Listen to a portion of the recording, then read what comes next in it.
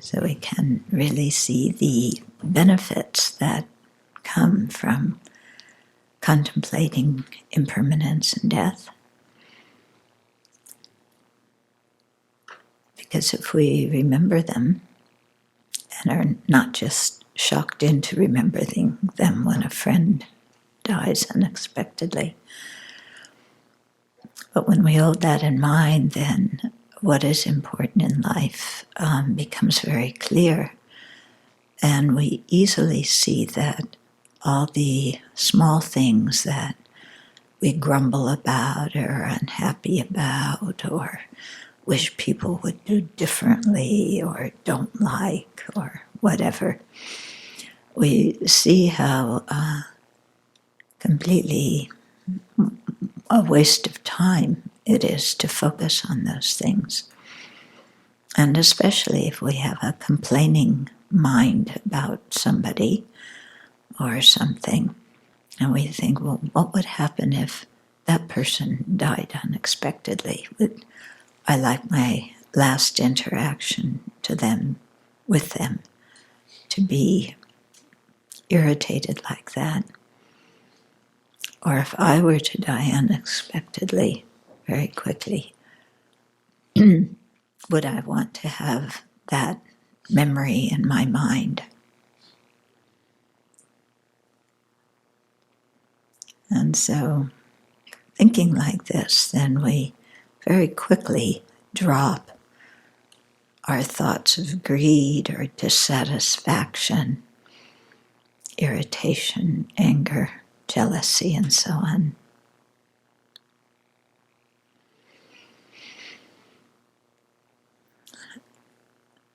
And since we see at the time of death, we want to be thinking either about refuge or bodhicitta, then to habituate ourselves with those thoughts so that they can arise easily at the time of death, then we have to familiarize ourselves with them now. And so keep our mind in a virtuous state, free of all these minor and major hassles that we create for ourselves and others.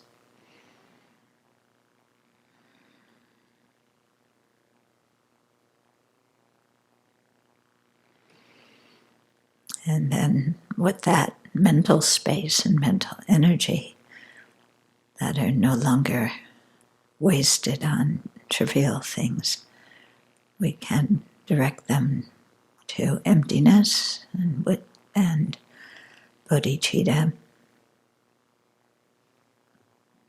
and make our lives meaningful. So let's do that.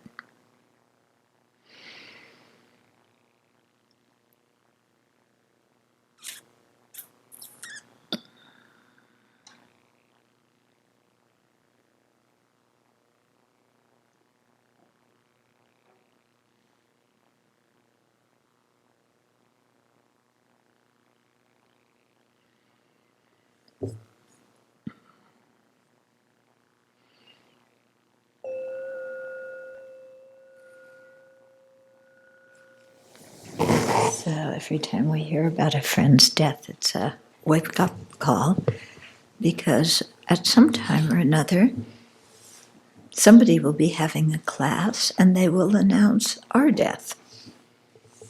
And we won't even be there to enjoy being the center of attention. We'll be dealing with the visions of the bardo at that time. So, good to prepare now. Okay.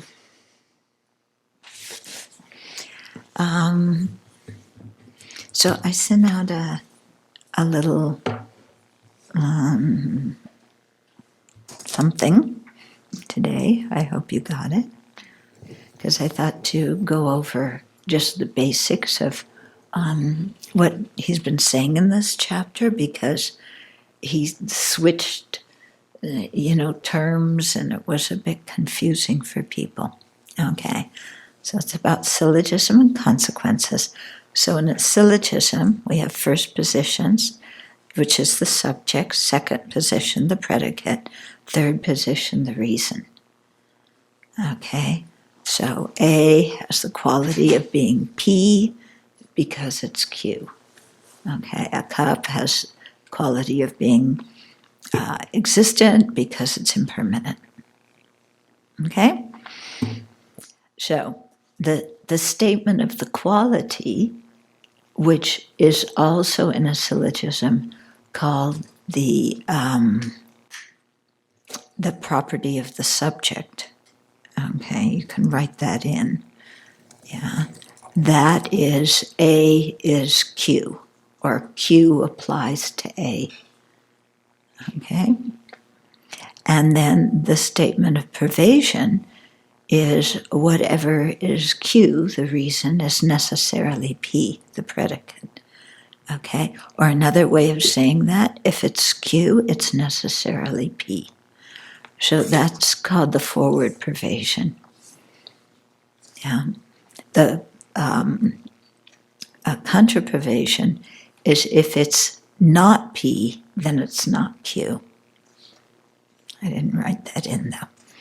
Okay, so for syllogism that works, yeah, if Q, whatever Q is smaller than P, in other words, the range of all the things that are Q is less than all the range of the things that are P. Yeah, so a cup is existent because it's impermanent. So impermanent, the range of things that are impermanent, is smaller than the things that are existent. So that syllogism works. Or if Q is equivalent to P, if they're equal, then the syllogism, they're mutually inclusive, yeah, then the syllogism also works. Okay? Then, what he got into last week is syllogisms that don't work. Okay? And so there's 3 types of syllogisms that don't work according to the way that the relationship between Q and P. Okay? So if Q is bigger than P, so if we say a cup is impermanent because it's existent, if we switch those things around, yeah, that's not going to work because the range of things that are existent are much bigger than the things that are impermanent. Okay, so if Q is bigger than P, yeah, or, then the syllogism doesn't work, and that's called an indefinite reason. Okay, if Q and P are mutually exclusive, so that there's nothing that's neither of them, yeah, then it's called a contradictory reason. So if we say a cup is existent, a cup is impermanent because it's permanent, that's not going to work. Okay, because permanent and impermanent are contradictory, okay, mutually exclusive. Okay, and the third way the relationship works with the predicate that doesn't work is if P and Q overlap, but neither of them is wholly the other. So if you have your diagram and it's like this, yeah. So what would be an example of that? The cup. Think of an example of one like that. Wrong consciousnesses and mental consciousnesses. Okay, yeah. So wrong consciousnesses and mental consciousnesses. Okay, so there's some things that are both, some things that are mental consciousnesses but not wrong consciousnesses, some things that are wrong consciousnesses, not mental. consciousnesses, and some things that are neither. Okay? So that's also called an indefinite reason. Okay? So there's two ways that that the relationship between the reason and the predicate can be so that it works, and three ways that the reason can relate to the predicate that don't work. Okay, then to make a consequence, you start, it's very helpful to start with a statement of privation, okay, which would be whatever is Q is necessarily P. Okay, and then you say it follows A is P because it's Q. Okay, so what you've done, you see what's different in here is, it's still, A is P because it's Q, like in a syllogism, except you've switched what the terms that occupy the second and third position in a syllogism, you've switched them so they go the other way. Okay, so that's where we have, what did we have? We have, we had, a tick is a spider. It follows that a tick must be a spider because it's an arachnid. But that didn't start out as a syllogism, so we're not taking it as a syllogism, but we're just showing that the places are backwards. Okay. Yeah, because a tick isn't a spider because it's an arachnid. Yeah. So our statement of privation is, it was incorrect because we had a whatever. No. Okay. So, we need to think of something. Okay. Okay, so we say whatever is Q is necessarily P. Whatever is somebody says, whatever is an arachnid is necessarily a spider.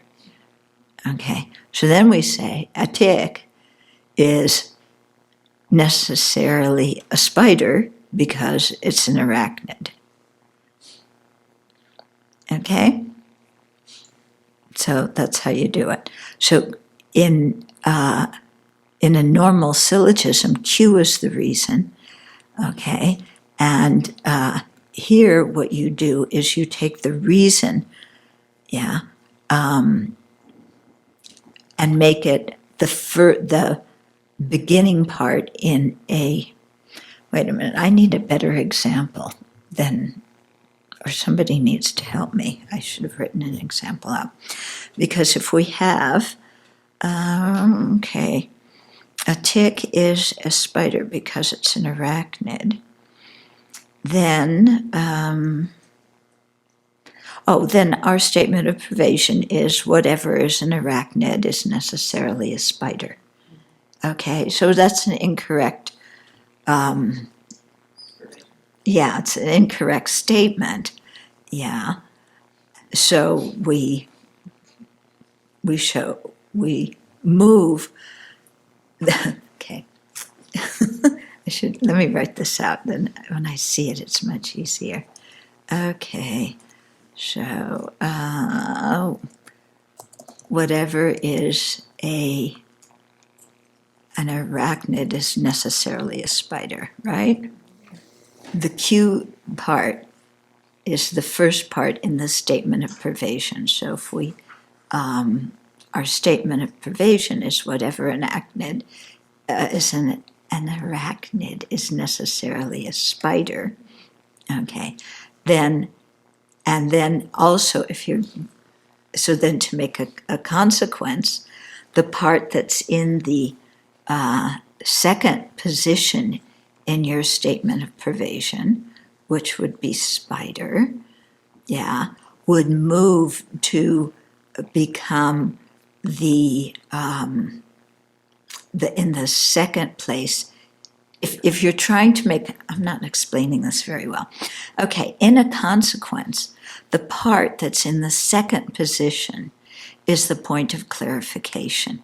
So that would be spider. Okay, because we're saying, therefore it follows that a tick is a spider. That's our consequence. Okay, you understanding? Am I explaining this well enough? Yeah. So you can. Our consequence would be, it follows that a tick is a spider because it's an arachnid. Okay, but that's wrong, isn't it? It's an undesirable result. So that's what you're trying to do when you make a consequence, is bring forth an undesirable result. So it's good when you start to form a consequence to first start with a statement of pervasion. And then, and usually in a debate, somebody may make a statement of pervasion, and then you make that into a consequence and fling it at the person so that they realize that what they're saying doesn't work. So we have some examples here made by our glorious and industrious office manager. Can I just say something first? Yes. I wrote these before I went to the review with them on civil. Uh-huh. These aren't going to work. They just need to be reworded a little bit. Yeah. So they need to be reworded, but I rework them so that Okay. So somebody says building a wall along the U.S. and Mexican border will stop the drug trade. Okay. Now, first of all, you can't just say building a wall, because it could be a Lego wall. Okay, so it's not building any old wall.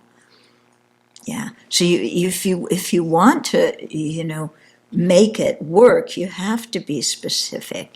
So to make it into a statement of pervasion, okay, that I said is whatever is a Trump-style wall along the U.S.-Mexican border will necessarily stop the entry of illegal drugs. Okay. Then, to make that into a consequence, I took the example of the vast majority of illegal drugs entering the U.S. through legal ports of entry.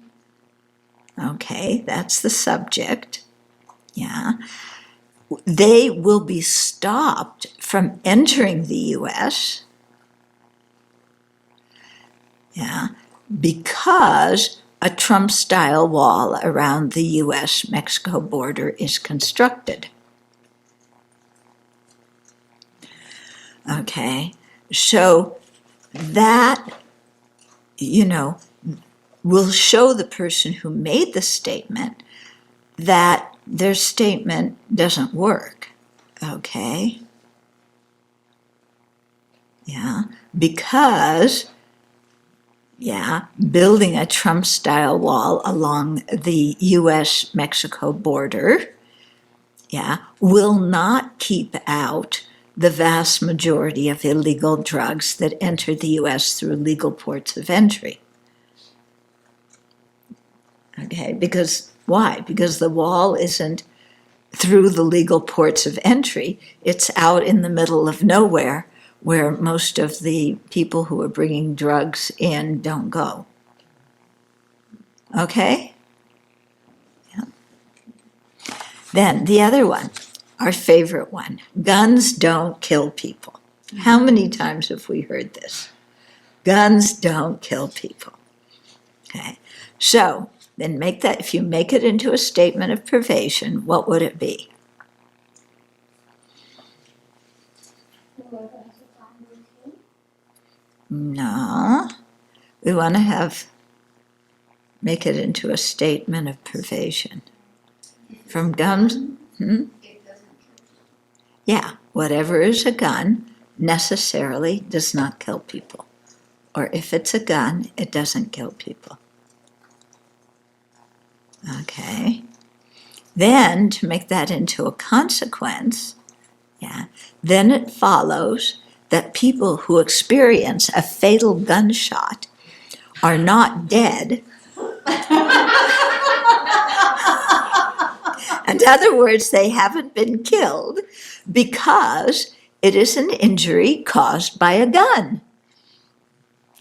And our statement to begin with was guns don't kill people. So that means that those people who have had fatal gun wounds are not dead. Yeah, because guns don't kill people. That hopefully will make some people rethink their position. Okay? Then the next one was my actions have no consequences. Okay? Which is, I can do whatever I want because my actions don't have any consequences. So make that into a statement of privation. What would that be? Whatever I do has no consequence. Yeah, whatever I do necessarily has no consequences. Okay? Then make that into a consequence. First, think of something that would contradict that. What would it? Yeah? The lunch I ate today did not quell my hunger because whatever I do has no consequence. Yeah, that would be one. She thought of a really good one. So it follows that my drinking rat poison does not have any long-term consequences because it's an action I do. Yeah? So that would be a good rejoinder for people who say, there's no results of my actions. Okay, then the finale, the dessert. Yeah, the statement is apple juice is a healthy beverage. So make that into a, Whatever's apple juice is a healthy beverage. Yeah. Is necessary. Whatever is apple juice is necessarily a healthy beverage. Then make that into a consequence. Is it apple juice? More. Apple wine isn't apple juice. It's wine. Huh? Yeah. What's the relationship between juice and wine? Mutually exclusive. Yeah. I'd say they're mutually exclusive. Yeah. Yeah, they don't exist at the same Right. time. Yeah, the juice would be the substantial cause for wine. Okay, so try another example. Apple juice doesn't affect my blood sugar because it's necessarily good for me. Or sorry. Yeah, you're getting there. She thought she had a very good one. I left out all the details. But it follows that Mott's 100% apple juice, which has more sugar than a can of Pepsi. That's the subject, even though it's 100% apple juice, with just a little bit of sugar added, which has more sugar than a can of Pepsi, is a healthy beverage because it's apple juice. Yeah, so all this stuff that they give us and tell us is healthy juice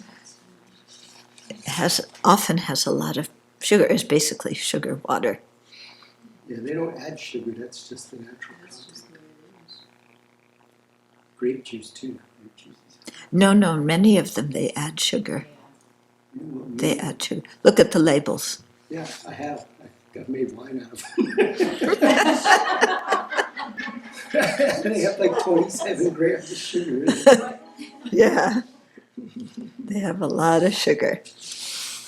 After Vanamakunga's talk, I thought of, residents of Sravasti Abbey are lonely because they don't have special friends. So whoever has no special friend is necessarily lonely. That would be the statement of privation. And then the consequence, if somebody is lonely, then they necessarily don't have special friends. That's not the consequence. Start out with the phrase, with the statement again at the beginning. Residents of Sravasti Abbey are lonely because they don't have special friends. Okay, so residents of Sravasti Abbey are lonely because they don't have special friends. Then what would the statement of privation be? Whoever is lonely don't have a special friend. I know whoever has no special friend is necessarily lonely. Oh, Yeah. yeah, okay. So whoever doesn't have a special friend is necessarily lonely. Then make a consequence. First you have to think of a specific example of somebody who doesn't It have... follows that when Mashutran is lonely because she doesn't have a special friend. Okay, that's good. Oh, oh, is that a true syllogism? Oh, it's not a consequence, it's correct. Okay, good. Yeah? Okay. You could also use His Holiness, because the statement of privation didn't include Sravasti Abbey, and His Holiness said he's never lonely.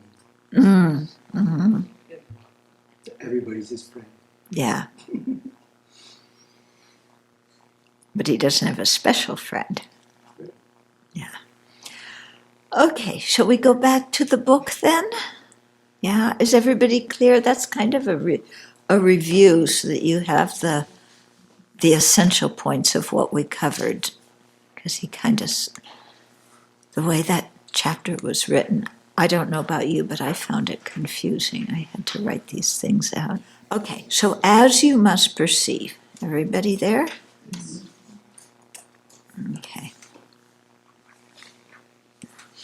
So as you must perceive, an important way of tracking how a person seems to understand two different things is by using the tool of the comparisons of phenomena to analyze the way they are talking about them. Okay, so this is always in play in discussion that includes claims of privation, and it can quickly be brought into play for a discussion of the qualities of a thing. For instance, for a statement of privation to be true, the two qualities must compare as 3p. So that's what I said at the beginning here. Yeah, if it's, if the Q, I put it away. If the Q is smaller than or equal to the P, then it works, okay? So, the two qualities must compare as 3p, with the phenomena lesser in extent mentioned in the first part of the privation, the universal part that goes to the reason, or the two qualities must be mutually inclusive. Okay. For a false statement of privation in which the first quality, the P phenomena, is greater in extent, the two will compare as 3p, but the phenomena are stated in the wrong order. Yeah? So that makes it an indefinite one. If the two phenomena compare as mutually exclusive, the privation will always fail. That's a contradictory reason. And if the two phenomena compare as 4p, then neither phenomenon wholly includes the other, and so there can be no accurate pervasion either way. So this is what I just got done talking about. For instance, think of blue and the color of cloth, or conceptual consciousnesses and valid cognizers. Yeah, please review the examples given above and understand them in terms of how phenomena compare. Okay, so let's do conceptual consciousnesses and valid cognizers. How do they compare? How many?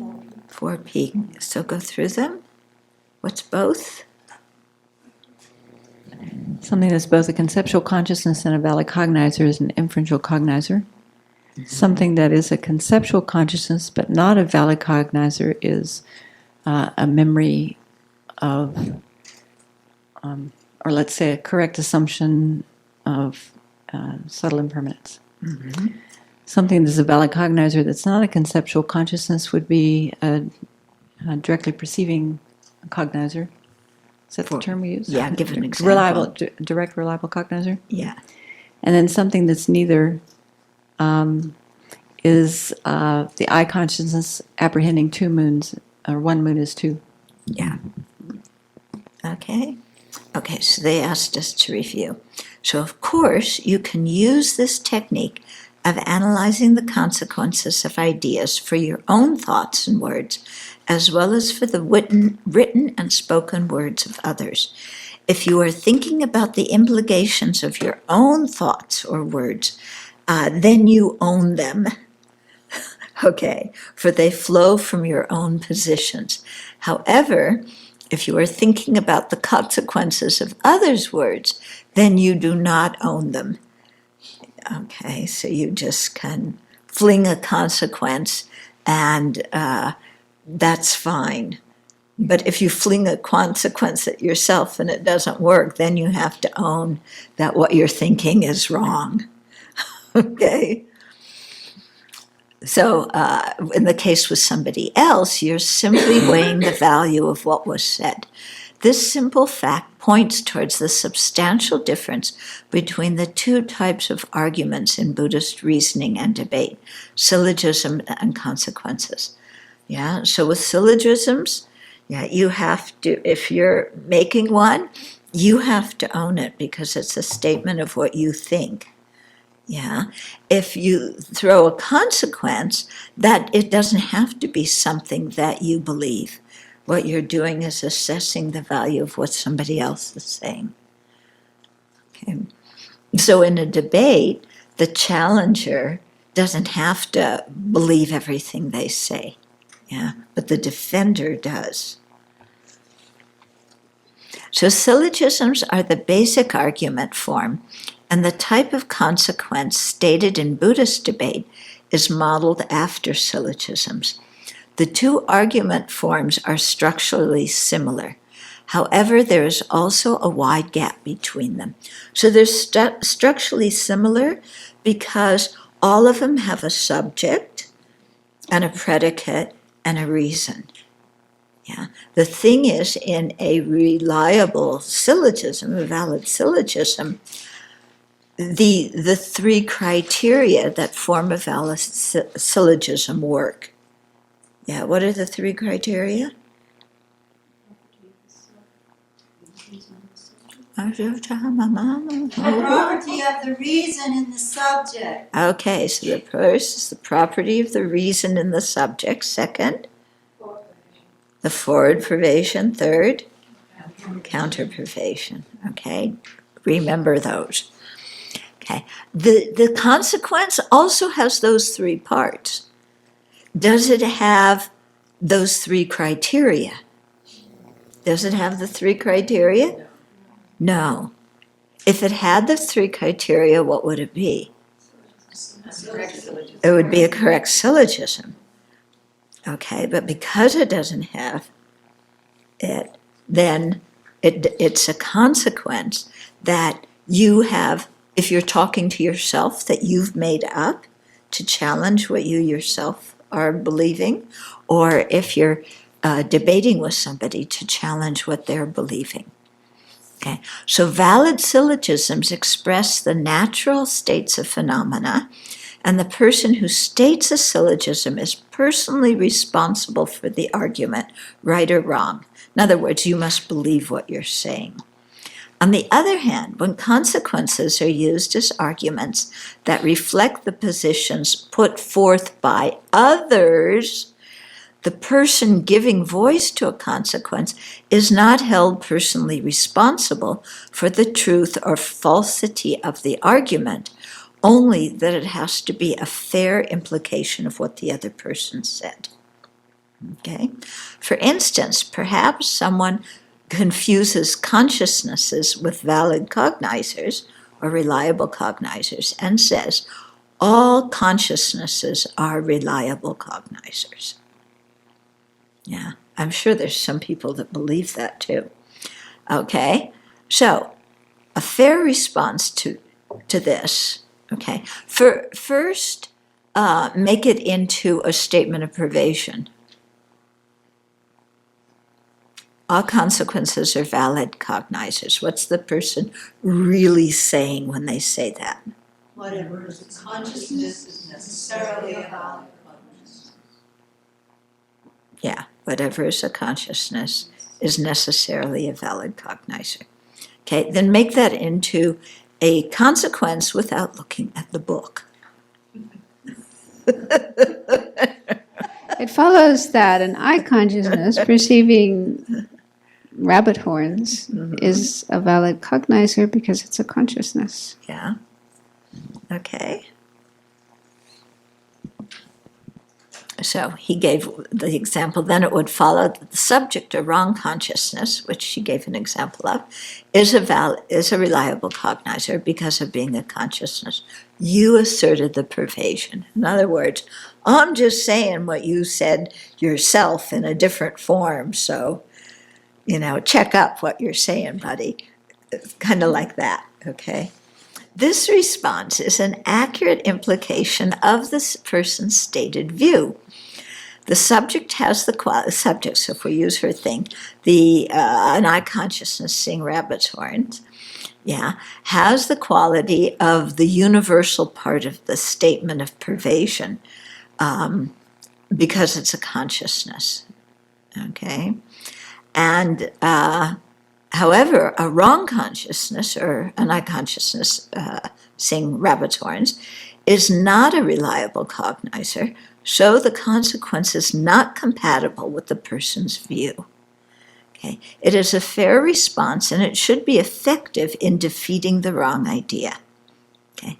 If the person comes back, if we go back to this one, okay, then it would follow that the subject of wrong consciousness is a reliable cognizer because of being a consciousness. And you say that to the person, and the person says, that's right, then then you have to go back and say, okay, what is a reliable consciousness? And you would go back and say, is a wrong consciousness a consciousness? They would say yes. And then you would say, is whatever is a consciousness a reliable cognizer? So you would again have to, point out to the person kind of where they're going wrong. But hopefully they would see where they went wrong. Okay? So the argument put forth in a consequence is in accordance with and follows from the views already expressed. However, the person who states the consequence is not bound to accept the establishment of the reason. The pervasion or the thesis. And we should not think that this is what the person believes, only that it is a fair implication of what was first said.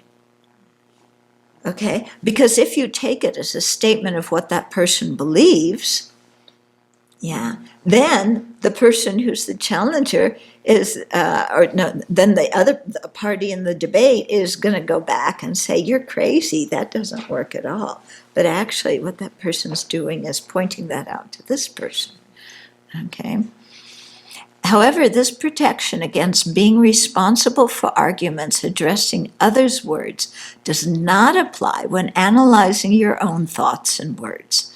Then, of course, you are responsible for every bit of it, and consequences will be a tremendous aid in your personal reflection. Okay? So, do that. Remember at the beginning when we were learning the syllogisms, we made all sorts of syllogisms, and if we could, I wish we had saved some of them, because a lot of them we discovered were incorrect. Okay, so it would be very interesting to take some of your syllogisms, you know, I am hopeless because I made such and such a mistake, yeah, and really, you know, check it out and make make it into a statement of privation, and then throw a consequence to yourself. Yeah, and check your own ways of thinking. Because as we discovered when we were doing the syllogisms, didn't you find that helpful to see that a lot of the things that you're thinking don't make any sense at all, period? Yeah, and yet we believe all these ridiculous things. So it can be very, very helpful, I think, in your meditation. Don't forget that we did that, yeah? Because you were coming up with good things. Remember? Yeah? And then seeing how they're wrong. So very helpful. Since syllogisms and consequences are structurally similar, the parts are thought of in largely the same words, and the parts are related in the same way to form the premises. However, in a syllogism, the quality in the second place is the predicate to be proven as a quality of the subject. That is the point of the argument. But in the case of a consequence, the quality in the second place is known as a clarification or a point of clarification. Yeah, so that is the purpose of a consequence, to clarify whether or not the quality in the second position is a quality of the subject. Okay, so we had the thing, what was it? A tick is a spider because of being an arachnid, right? So being a spider is the point of clarification in that consequence. Yeah. So we want to clarify whether or not the quality in the second position, being a spider, is a quality of the subject, a tick. And it's not. Okay, so in the case above, the one stating the consequence is trying to make clear that being a reliable cognizer is not a quality of a wrong consciousness, because we had, therefore, a wrong consciousness is a valid cognizer because of being a consciousness. We had that consequence. Yeah, are you with me? Yeah, people okay? So the main reason for the predominant reliance on consequences in Buddhist debate is that they are much more effective in bringing a person to a new understanding. If a person asserts a faulty position, a consequence that is a fair reflection of those views is able to force the person to see the unwanted implications and to overcome misconceptions. Okay? And people have to overcome misconceptions before they can adopt a right view. So if you just give a syllogism with the right view, if somebody's holding the wrong one, they're not going to get the syllogism because they're too engrossed in holding their own idea. Okay? We know that from day-to-day behavior, don't we? We say something to someone, and they have their own idea and they can't hear what we're saying. Yeah? Okay. you say, please put the dishes in the dish rack away. And they say, they have been put away because they were there before the dishes got washed. So they have it stuck in their mind, all the dishes have been put away. So you come and say, please put the dishes away. And they say, shut up, get off my back, all the dishes have already been put away. What are you saying? Okay, so just giving a syllogism, and saying the dishes need to be put away because they've been washed is not going to work with that person. Yeah, so you have to show them how what they're believing is wrong. Okay, so the dishes have not been put away because we have just done the dishes and they have not yet been put away, or however you want to say it. Then, yeah, they can understand. Or you would say, therefore, everything in the kitchen is in order because the dish, I don't know, I can't think of it exactly, but you would say some kind of reason and they would see the fallacy, we just washed the breakfast dishes. Yeah, therefore, the breakfast dishes that have just been washed have been put away because they've been washed. Yeah. And then the person realizes just because something's been washed doesn't mean they've been put away. Okay. Because you have to point out it's the breakfast dishes, whereas they're thinking about the night dishes from the night before, or something like that. Okay? So you have to help somebody understand the falsity of what they're believing before you can give them new information. Yeah. So we see this all the time. And sometimes we're the person hanging on to a false belief, and other people have to show us that what we think the situation is not so. I know that seldom happens for us because we always understand things correctly, but allow for the chance that maybe once in a while you don't know. Okay? Yeah, rather than trying to school a person with the logic of syllogisms, it can be more effective to use the terminology and assertions that the person already accepts and then show the contradiction, okay? In trying to do this, it is essential to make sure you are accurately representing the person's ideas. And if that is not the case, you yourself will understand something new. Yeah. Also, because the other person will say, that's not what I said. You weren't listening. Okay. So in trying to do so, it is essential you make sure, Also, at the very least, this effort can make opponents look more closely at their own positions, express them with more care, and clarify their positions. These three reflect, what three? Look more closely at their own positions, express them with more care, and clarify their positions. These three reflect the three purposes of debate. That's what you're trying to do. According to Nimalocha Rinpoche, syllogisms are especially effective for overcoming doubts and uncertainties, and consequences are especially effective for overcoming wrong views. Mm-hmm. Reasoning with syllogisms can help a person get it straight. Facing consequences based on your own views can dislodge you from a mistaken notion.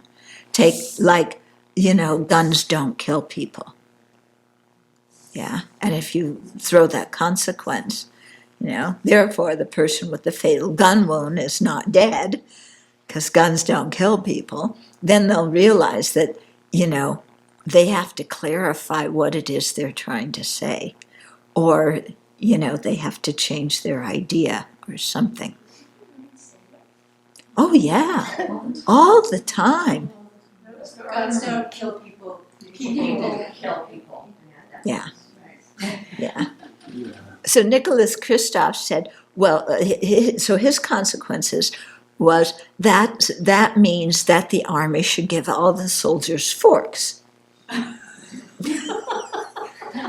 do. You know, because guns don't kill people and they need something that will kill people. So give the army forks. Yeah. Better yet, teddy bears. Yes.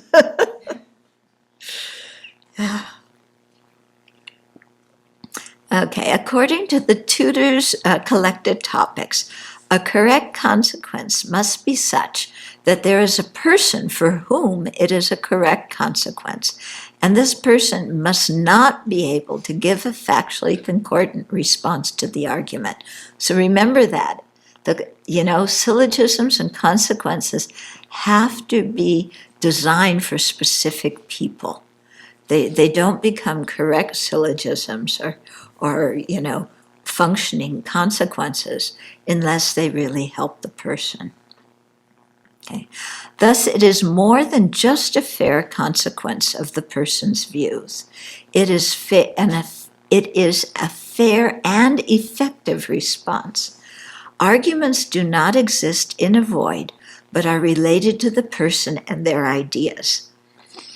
Consequences are designed to address actual views held to be true. Okay.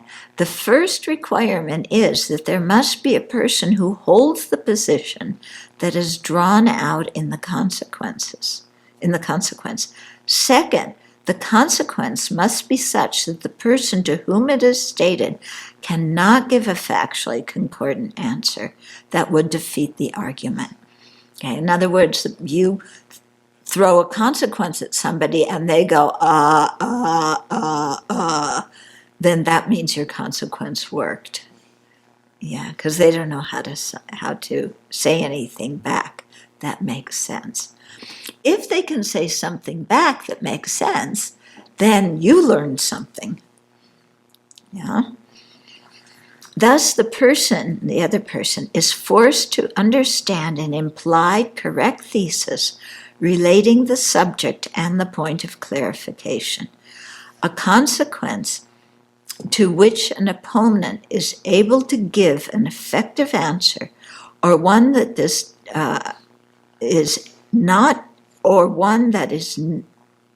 not address views held by the opponent, is not a valid argument.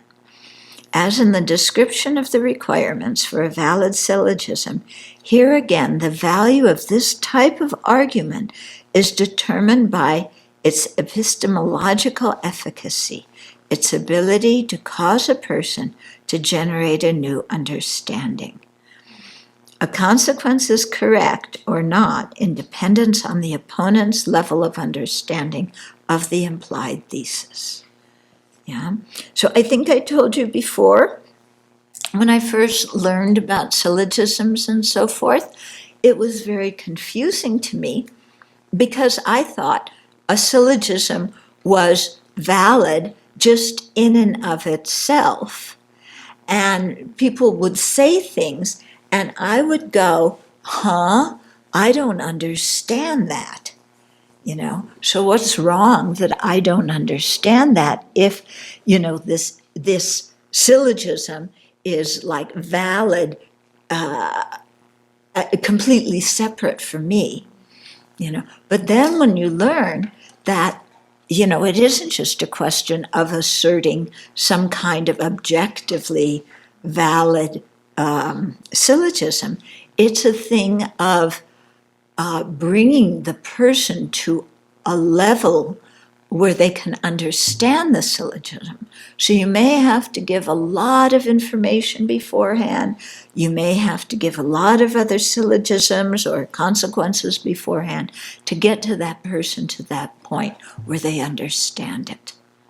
Okay? So it's like if you, if we say, a wrong, what would be, the pot is existent because it's impermanent. Okay? And you said this to Joe Schmo off the street. Yeah. And so a pod is existent because it's impermanent. Why does that make it existent? You know, he doesn't understand the meaning of impermanent. He doesn't understand the meaning of existent. You know, maybe he understands what a pod is, but, you know, the rest, the meaning of the terms, he doesn't even understand. So that syllogism isn't going to work for him. So you have to go back and teach him the meaning of the words and, you know, all about different categories and all this kind of stuff so that he'll understand what you're saying.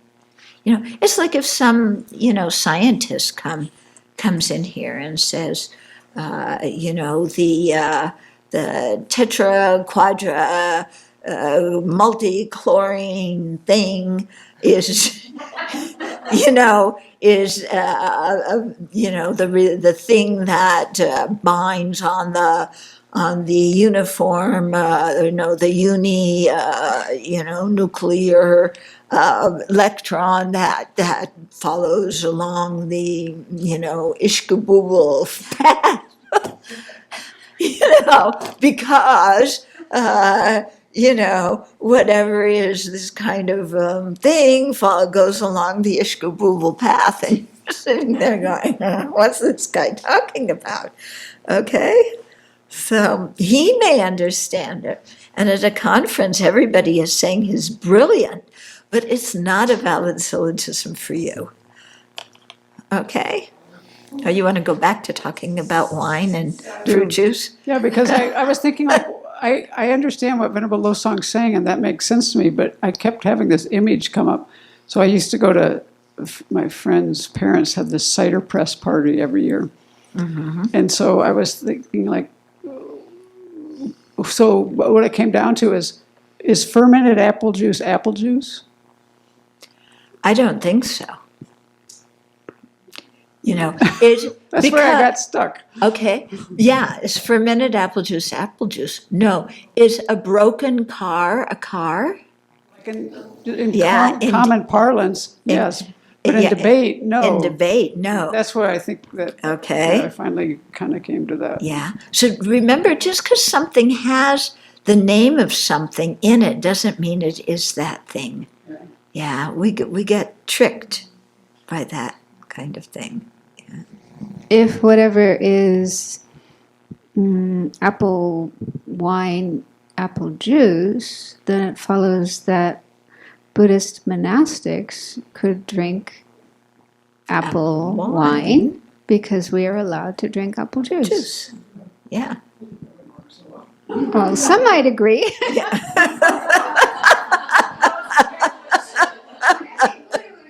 Yeah. This relates back to the statement of pervasion. All consciousnesses are valid cognizers, and yet it also relates to what you were just saying about being relative for the person. So, what I think what Dan puts forth here as a fair consequence is not nearly as effective as what Venerable Sangye Kadro put forth, because she gave an instance of a wrong consciousness. If you look at this person's statement of pervasion, they don't believe in wrong consciousnesses. They said all consciousnesses are valid. And so he says, then it would follow that the subject, a wrong consciousness, is a valid cognizer because of being a consciousness. They would just say, there are no wrong consciousnesses. Some people, But they can't say that when somebody has said, seeing the horns of a rabbit. Yeah. So what Venerable had said would be appropriate for the person, but what he said here doesn't seem appropriate. No, whatever. I think that person, if he studied it all, would know that a wrong consciousness is not a valid, he would know that just because something, he would have studied all the different kinds of consciousnesses, So then it would be like, oh yeah, that's right, just because it's a consciousness doesn't mean it's valid, because there can be wrong consciousnesses. And he may have forgotten about that. But it always is better, to give a specific example rather than a general category, because it really brings it home and makes it clearer. Yeah, so what you're saying, her response would have been a better response than just saying. But saying wrong consciousness would work. Yeah. Although maybe, the guy thinks that, if it's a consciousness, it's a correct one, but then, then you saying it the way she said, then, an eye consciousness seeing, rabbit's horns would be a correct consciousness because of being a consciousness. Yeah. Okay. So exercise 22.1. Formulate a 3-part consequence, one with a subject, a point of clarification, and a reason in response to each of the following statements of privation. Okay, did you do these at your review? So all hidden phenomena are manifest phenomena. Somebody says that. All hidden phenomena are manifest phenomena. Then it follows that nirvana, that the subject nirvana is a manifest phenomena because it is a hidden phenomena. Yeah. That is an object realized in a hidden manner by a thought consciousness apprehending it. Yeah. Okay. Then if something is not a functioning thing, then it's necessarily a permanent phenomena. Then how would you, yeah? So it follows that the rabbit's wings are a permanent phenomena because they are not a functioning thing. Yeah. Okay. All products are necessarily clear and knowing. Oh, every specifically characterized phenomena is a consciousness. Specifically characterized phenomena is equivalent to functioning thing. It follows that the subject of food is a consciousness because it's a specifically characterized phenomena. Yeah. Of what? Yeah.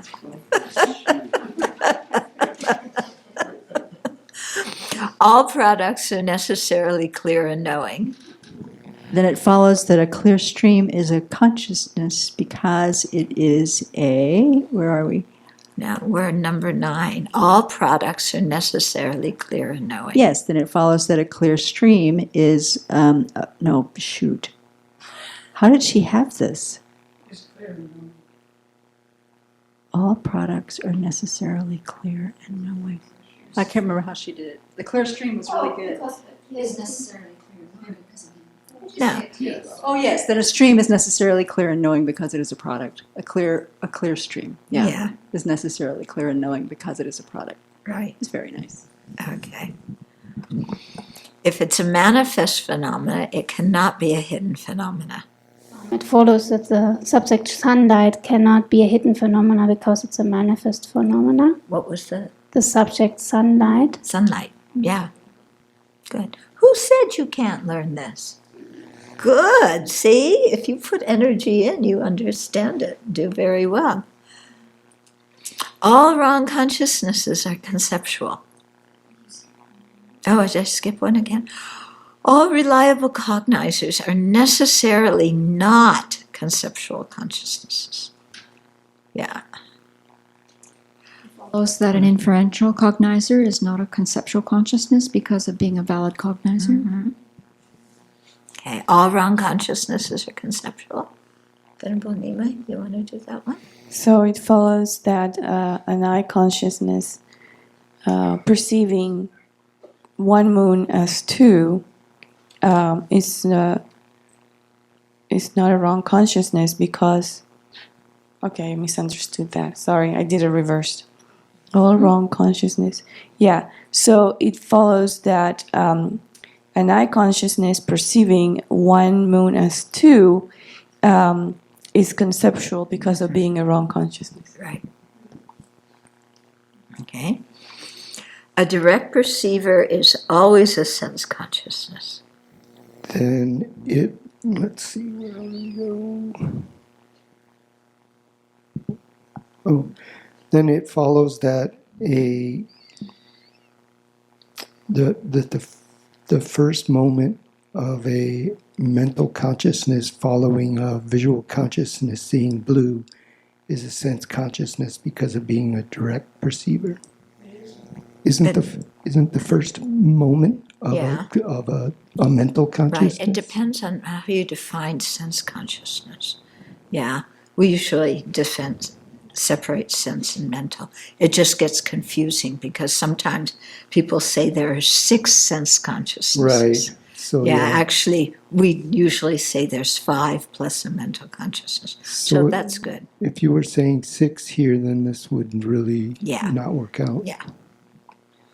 Okay? Every functioning thing is a definiendum.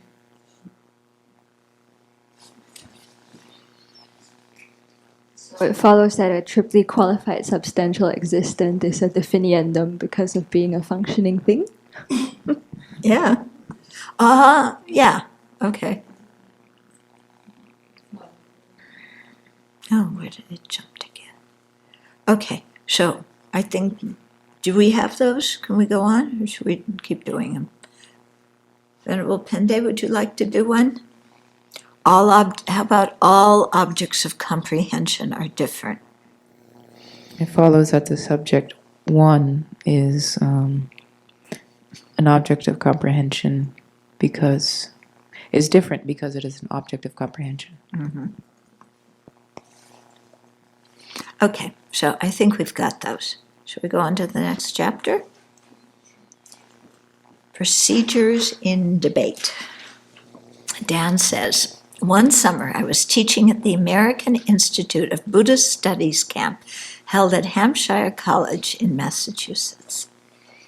The college rented its space out during the summer months for additional income, and that summer there was a strange mix of groups: the Buddhists, the folks doing movement therapy, and a group of karate black belts. That's not a strange mix of groups. That's totally normal on the West Coast.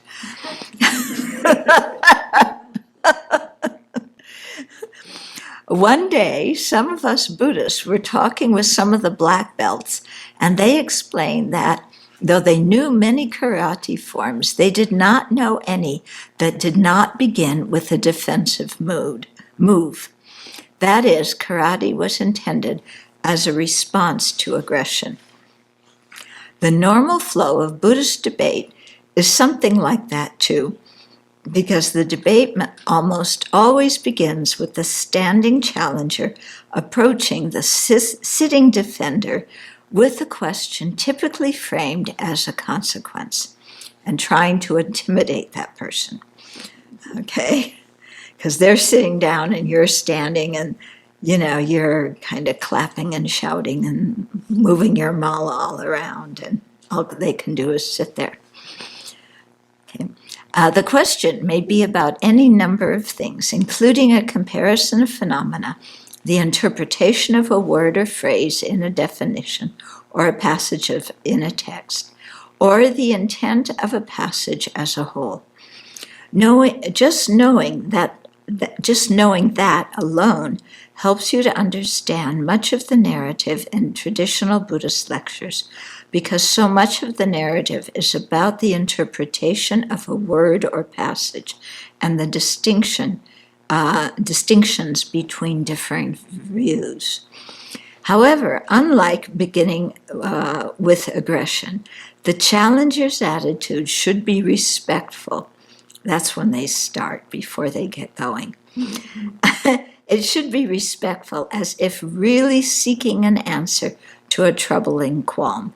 And that makes it sincere. You're not just out to win the debate and humiliate the other person. Then, as in the karate forms, the defender has a set of possible answers to the opening debate question. So it starts out very nice and pleasant. But when these guys get going, it can get very, very heated, and just shouting and screaming and calling each other names and the whole 9 yards. Okay, so it is good. It's supposed to strengthen your resistance to, make you more insensitive to some of these things, yeah. Because if you're in the middle of a debate about the nature of reality and somebody calls you a jerk and all of a sudden your feelings are hurt and you start crying in the middle of the debate, it's not going to look good. So, huh? That to call people names? To call people names? I think they do. I mean, because, the way they jump around and scream at each other. And sometimes even in the text, when one, I forget what we were studying, but one of the ancient Indian authors was calling somebody like a fool for making a certain statement. And I remember we were all like shocked when Geshe Nawandargi said that. These are respectable scholars, and one of them was calling the other one a fool. Yeah. And then Geshe-la said, no, that's trying to get him to wake up. But, okay. So within these constraints, how does a debater in the role of defender, the one putting forth a view, manage to explain his or her position? George Dreyfus, a.k.a. Geshe Sankhe Sangdrup, the first Westerner to earn the Geshe degree, has a very rare measure of insight into the actual practice of debate in the Tibetan style. In addition to the usual technique in which the defender lays out a position only by answering the arguments and questions presented by the challenger, he reported, ideally, and it is sometimes done like this, although it is fairly rare, the responder can just state his position. It can be done in a formal way. I know of one case in which someone sat in debate and announced publicly, this is my position, please come and debate with me. So that person must have been thinking about something, and really wanted to test it to see if it held water or not. And so, even though he was the defender, asked somebody to come and debate with him. Beginning this way, or the more usual way of the challengers approaching with a question, the debate proceeds by following these 6 protocols. Okay, so here's how it goes. The challengers, that's the one who's standing up, initiates a debate by approaching the defender, who is sitting down, with a question of some sort, which is framed as an argument. Yeah, so they may say it as just a statement, all cats are black, or they may, state it as a syllogism or something, yeah. The defender gives answers to the challenger's statements. Since they are all framed as arguments, they may be accepted or denied. Okay, so you're supposed to stick to the argument form. And you're supposed to stick to the form of the debate. Doesn't always happen, but after the defender has answered the challenger's initial statement, the challenger presents arguments one by one in reply to the defender's answers. In these replies, the challenger is seeking to find fault in the defender's answers and to support his or her own line of reasoning. Okay, so the challenger, here in this debate has a different idea than the defender and is trying to make the defender contradict themselves. Mm-hmm. If the challenger's line of reasoning does not play out and becomes senseless because the defender gives effective answers or because the challenger did not think through the arguments and possible answers adequately, then the defender does not ultimately contradict earlier statements and would not lose the debate. Okay? So that means the challenger is trying to get the defender to mess up, but in fact the challenger's position is incorrect, or they're not thinking clearly about what to say themselves. Okay, 5, if the defender gives up on a line of defense and contradicts earlier statements, the challenger leads the defender back through all the earlier wrong answers, shouting "sa," which means finished, to each contradiction along the way. So they really rub it in. Okay?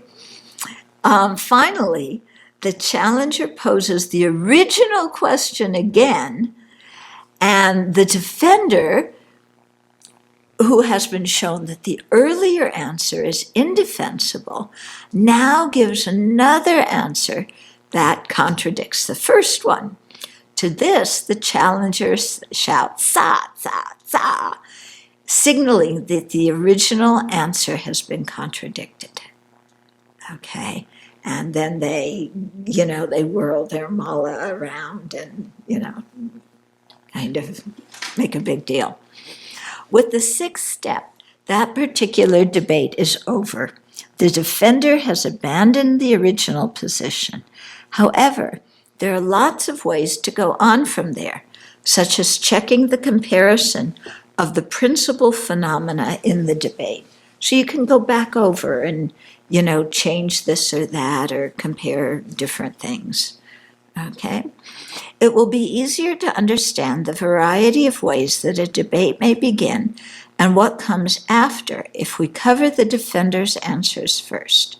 That way, you will be able to get the first part of the debate, not just the opening question, but a snippet of the opening volleys. Okay, so the defender, possible answers that the defender can give, Somebody comes and says, guns don't kill people. Okay, so we are now familiar with the arguments, both syllogisms and consequences, that the challenger can pose. So what are the defender's possible answers to these arguments? There are 2 sets of answers depending on the argument that the challenger has stated. It is not a matter of whether or not the challenger states something in the form of a syllogism or in the form of a consequence that prompts the different sets of answers. Okay, so how the defender responds doesn't, isn't in response to how the challenger said something, whether they just make a statement or a full consequence or a syllogism. So it's not according to the form of what they said, but more the content of what they said. So the only thing that determines which set of answers to draw from is the structure of the challenger's argument, whether or not it is a complete argument with a reason. Okay, so it's the content and the structure of the argument. Okay, so whether or not it's a complete argument with a reason, or whether it's just a statement. If the challenger states a stem of an argument, a subject and a point of clarification, of a consequence without a reason, okay, so, guns don't kill people, and there's no reason, it's just a statement. So if somebody says it's a point of clarification, then the defender goes to a set of just 2 possible answers. If the challenger states let me see what I wrote there. Okay, so that's like somebody saying a tick is a spider, which is, a stem of a consequence, or a cup is an existent, because it's impermanent, which is a full syllogism. Okay? So it depends on whether somebody just says the snippet or the full thing. Okay? If the challenger states a full 3-part consequence, okay, or one complete with a subject, a point of clarification, and a reason, the defender goes to a set of 4 possible answers. Okay, so if it's a snippet, there's 2 possible answers. If it's a full consequence, then they have 4 possible answers.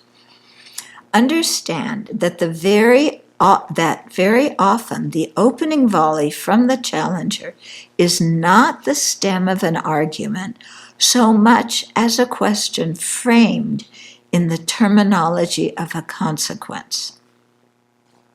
So you're asking a question, but you frame it as a consequence.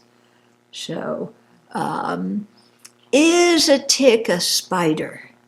Because, is a tick a spider because it's an arachnid? Yeah. In addition to these 2 sets of answers, there is always an optional response that denies that a reliable answer can be given.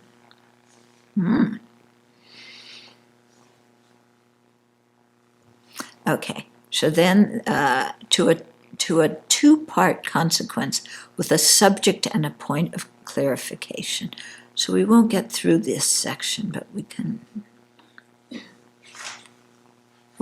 start it. As you recall, a point of clarification is the predicate portion of a consequence. For instance, a challenger might give the stem of a consequence without a reason. It follows that the subject of pot is a permanent phenomena. Okay, so somebody says that to you. Then what do you say? Okay, you have 2 choices. Yeah, the defender has 2 possible answers. These have the force of either disagreeing or denying that, or agreeing and accepting what they say. So it follows the subject of pot is a permanent phenomena. So if you disagree, you say, why? Okay? Because this guy just said this thing, and now you're throwing it back to him. You said a pot is a permanent phenomena. Explain to me why a pot is a permanent phenomena. Okay, so formulated in general, what you're saying is, why does that subject, the pot, have the quality of that predicate of the consequence? Permanent. Okay? Or formulated, and here he, before he used P's and Q's, and now he's switching to 1, 2, and 3. So when I made my little thing, I made it with P's and Q's, then I was going to go back and change it to 1, 2, and 3, and then I decided we'll just have to move with what he does, okay? So formulated with numbers, why does 1, meaning the thing in the first position, the tick, or we'll use this one, the pot, have the quality of being that too, which is a permanent phenomenon. So why? You said that. Why? Yeah. So you throw it back to that person. Or you say, I accept it. Yeah. So formulated in general, I accept that the subject has the quality of that predicate of the consequence. So I accept that a tick is a spider. I accept that a pot is permanent. Was it permanent? Yeah, you accept that the pot is permanent. You accept that, that the person who has a fatal gun wound is not dead. Okay? So you either say, why did that person, or you say, yeah, I'll go along with you. Okay. Of course, to the above stem, the correct answer, according to the collected topics tradition, is disagreement or denial. So the defender says, why? Which means, why is a pot a permanent phenomena? Okay. Scholars in the tradition always explain the why answer as meaning no. Still, it seems that the answer could simply be seeking more information, as is usual for why in a normal conversation. However, the reason they consistently gloss this as no may be because the defender already knows the reason that can be given, which is, there's no way you can say that a cup is permanent. So the defender already knows that, and they put it back to the challenger. An easy example of a consequent stem to which the correct response would be I accept is the following. It follows that the subject, a pot, is a functioning thing. So you go, yes. Okay. And the answer of agreement, acceptance here means I accept that a pot is a functioning thing. The formulas for the answers using the numbers 1, 2, and 3 as appropriate rather than that subject, that predicate, and that reason are much more helpful for newcomers learning the defender's answers because they allow us to skip a step in our thinking. Although it may seem automatic for old hands to know the position of the subject, the predicate, and the reason, it is not automatic for newcomers. So, when given the information that the answer I accept it means I accept that the subject has the quality of that predicate of the consequence, a newcomer has to pause a moment to reflect on the positions of the two players. Yeah, it must have been true as well for us in the distant past that we had to think a moment to line up the numbers 1 before 2, 2 before 3, and so on. But it is no longer true for anyone reading this book. Thus, it is just easier initially, and we quickly transcend the need for the numbers. So we'll try it and see if it helps. Note well, the comments above and the two possible answers are in regard to the case when a challenger has stated a point of clarification, which is part of a consequence. If the challenger states a syllogism, a thesis, the first two parts of a syllogism to a defender, the expectation is not that the defender, is not that the defender will give one of the two answers above, but that the defender will supply a reason justifying the thesis. Okay, so if somebody says a cup is impermanent, the expected answer isn't why, and the expected answer isn't I disagree. The expected answer is that the person would say, yes, I agree, a cup is impermanent because it is a product of causes. Okay, so the expectation is that the defender would complete the syllogism. Okay. Remember that in this system, a valid syllogism is an expression of a natural state of phenomena, not just words or even words in the right order. Thus, when the challenger states the first two parts of the syllogism, the defender is called upon to give a correct reason. This happens only when the challenger is following up on something the defender has already said. It is a way of getting the defender to justify claims.